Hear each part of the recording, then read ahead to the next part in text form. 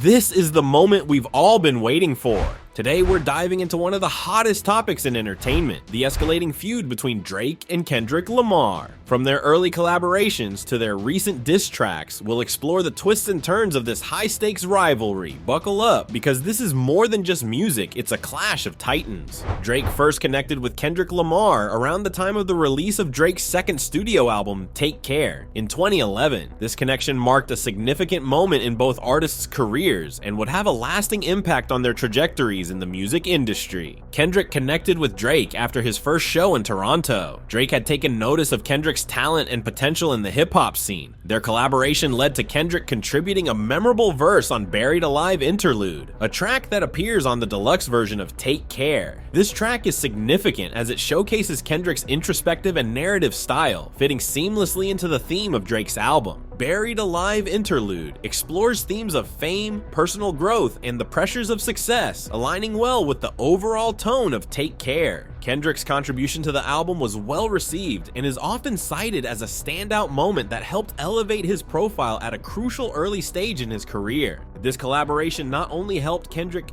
gain wider recognition, but also solidified the relationship between the two artists, setting the stage for future interactions and, as we've seen, subsequent tensions and competitive clashes as their careers progressed. Now that we established the backstory, let's fast forward to 2013 when Kendrick Lamar dropped a feature on Big Sean's Control song, which stole the spotlight. This verse from Kendrick Lamar ignited the rivalry with Drake. Kendrick names Drake explicitly alongside other rappers, stating, "I got love for you all, but I'm trying to murder you." He then said, "I'm trying to make sure your core fans never heard of you," with some praising Kendrick for his boldness, and others feeling Drake didn't deserve the criticism as he was one of the first to provide Kendrick with a platform. Hip-hop forums, Twitter, and YouTube erupted with discussions, and many anticipated a direct response from Drake. Drake responded in a Billboard cover story saying, "I know good and well that Kendrick's not murdering me at all in any platform." Shortly after, at the 2013 BET Hip Hop Awards, Lamar took another jab at Drake.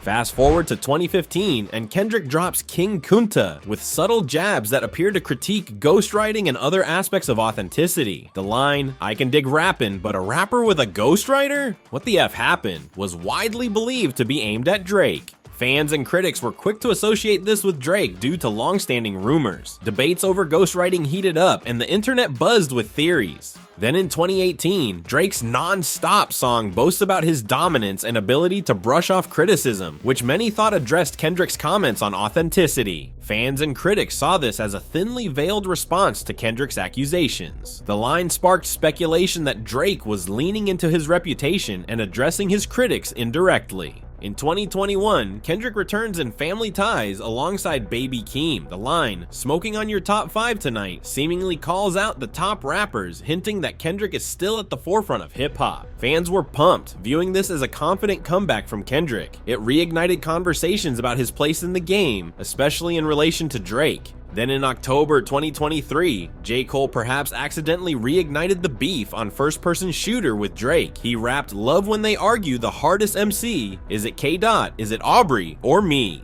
referencing Lamar and Drake's birth name, Aubrey Graham. "We the big three like we started a league, but right now, I feel like Muhammad Ali." Many viewed this as a compliment from J. Cole, but clearly Kendrick must have taken offense to it. This is likely because Drake and J. Cole recreated the iconic image of Ronaldo and Messi playing chess, solidifying them as the two GOATs in the conversation, removing Kendrick from the discussion. Kendrick responded on Future and Metro's song Like That, which was released in March 2024, and the track sparked significant attention for Kendrick's bold lyrics. In Like That, Kendrick refers to himself as the top figure among the current big three in hip-hop, which includes himself, Drake, and J. Cole, essentially asserting his dominance over the other two. The lyric "F the big three, it's just big me" captures this feeling, positioning Kendrick as superior to his peers. He further intensifies the rivalry by drawing comparisons between himself and Prince and Drake to Michael Jackson, suggesting that like Prince outliving Michael Jackson, he sees himself as the lasting figure in hip-hop. This is now one of the biggest beefs in hip-hop history, to the point that police were asked about their feud after a security guard was shot outside Drake's Toronto mansion, which brings us to the current moment. Here's a timeline of the developments in recent weeks. March 22nd, Kendrick disses Drake on Future and Metro Boomin's Like That. F the Big Three, it's just Big Me. He references Drake's 2023 album For All the Dogs, and also compares himself to Prince and Drake to Michael Jackson. Prince outlived Mike Jack. J. Cole soon releases a response, 7-minute drill, but quickly apologizes for it on stage at his Dreamville festival and removes it from all streaming platforms. April 13th, Drake's Push-Ups leaks. Drake's response is leaked and later premiered by DJ Academics. You ain't in no big three, SZA got you wiped down, Travis got you wiped down, Savage got you wiped down. He raps about Lamar. It also assumed Drake takes aim at Future, Metro Boomin, Rick Ross, and The Weeknd. Ross releases a response track shortly afterward. April 24th,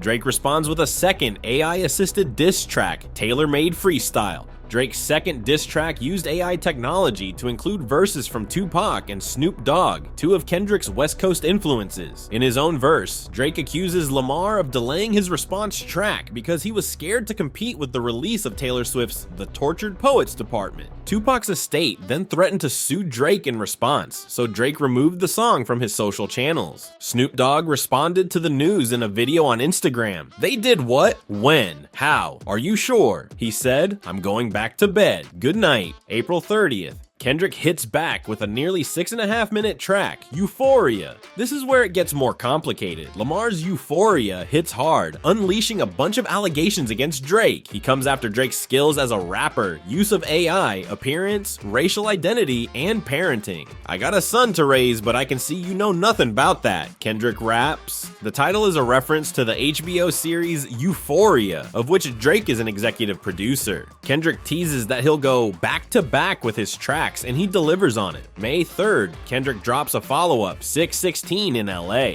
In Kendrick's next diss, titled after a time and location like Drake is wont to do, Lamar targets the company Drizzy keeps. Have you ever thought that OVO was working for me? Fake bully? I hate bullies. He raps, referencing Drake's record label. You must be a terrible person. Everyone inside your team is whispering that you deserve it. According to Billboard, the song was produced by Soundwave and Jack Antonoff, the latter notably Swift's longtime producer. It also samples Al Green's What a Wonderful Thing Love Is, on which one of Drake's relatives played guitar. Kendrick is now playing chess. May 3rd, Drake launches Family Matters. Drake hits back with a music video and a nearly 8-minute response in which he alleges abuse and infidelity in Lamar's relationship with his fiancée. May 4th, almost immediately afterward, Lamar releases Meet the Grams, which begins with the rapper addressing Drake's son. I'm sorry that man is your father. Lamar also addresses Drake's parents and a baby girl, alleging that Drake has a secret daughter. He also labels Drake a predator, without elaborating. May 4th, less than 24 hours later, Kendrick doubles down, releasing Not Like Us, produced by DJ Mustard.